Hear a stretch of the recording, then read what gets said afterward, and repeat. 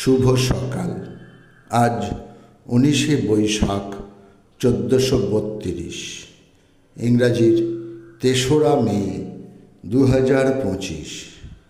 জামাইকার আদি বাসিন্দারা জামাইকা নামে অভিহিত করতেন নিজের দেশকে, যার অর্থ হল বন বা জঙ্গলের দেশ। 1494 আজকের দিনে জামাইকা আবিষ্কার করেন ক্রিস্টোফার কলম্বাস। প্রথম ভারতীয় পূর্ণদৈর্ঘ্যের চলচ্চিত্র রাজা হরিশ্চন্দ্র মুক্তি পায় 3রা মে 1913, পরিচালক দাদা সাহেব ফালকে। উত্তরপ্রদেশের মাকুর উন্নাওতে 3রা মে 1939 নেতাজি সুভাষচন্দ্র বসুর নেতৃত্বে গঠিত হয় ভারতীয় এক রাজনৈতিক দল ফরওয়ার্ড ব্লক। বাঙালি আইনজীবী, অধ্যাপক ও প্রগতিশীল সাহিত্যিক ছিলেন নরেশচন্দ্র সেনগুপ্ত। আজ তাঁর জন্মদিন। 3রা মে 1883 বাংলাদেশের বগুড়া জেলায় তিনি জন্মগ্রহণ করেন। বাংলা সাহিত্যে জীবনধর্মী উপন্যাস রচনার পথিকৃৎ ছিলেন তিনি।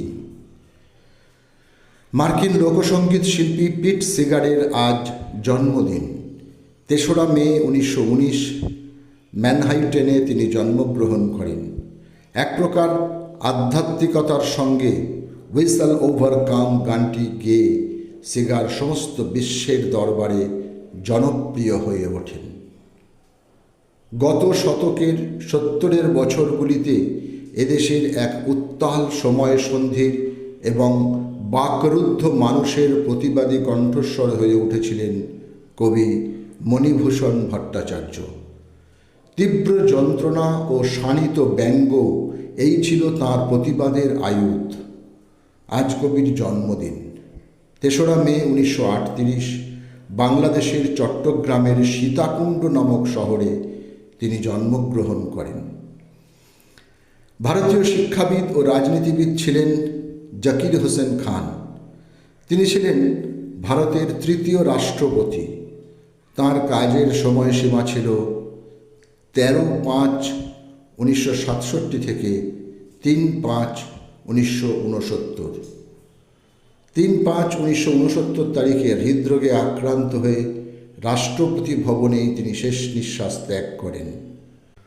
1954-তে পদ্মবিভূষণ এবং 1963-তে ভারতরত্ন সম্মানে তিনি সম্মানিত হন।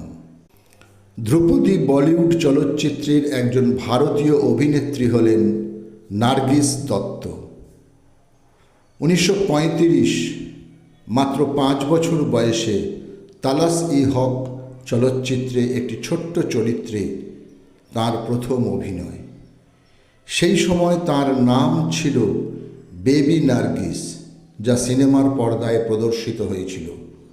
অগ্নাশয়ের ক্যান্সারের কারণে 3রা মে 1981 51 বছর বয়সে বম্বেতে তিনি পরলোক গমন করেন। কল্লোলযুগের একজন বহুমুখী প্রতিভার অধিকারী বাঙালি কবি, ছোট গল্পকার, ঔপন্যাসিক ও চিত্র পরিচালক প্রেমেন্দ্র মিত্রের আজ মৃত্যুদিন। সময়টা 1988। মানুষের সম্পর্কের ভাঙা গড়া, মনের জটিলতা, মধ্যবিত্ত ও নিম্নবিত্তের ব্যথা বেদনার কথা প্রকাশ করে তিনি বিখ্যাত হয়েছিলেন।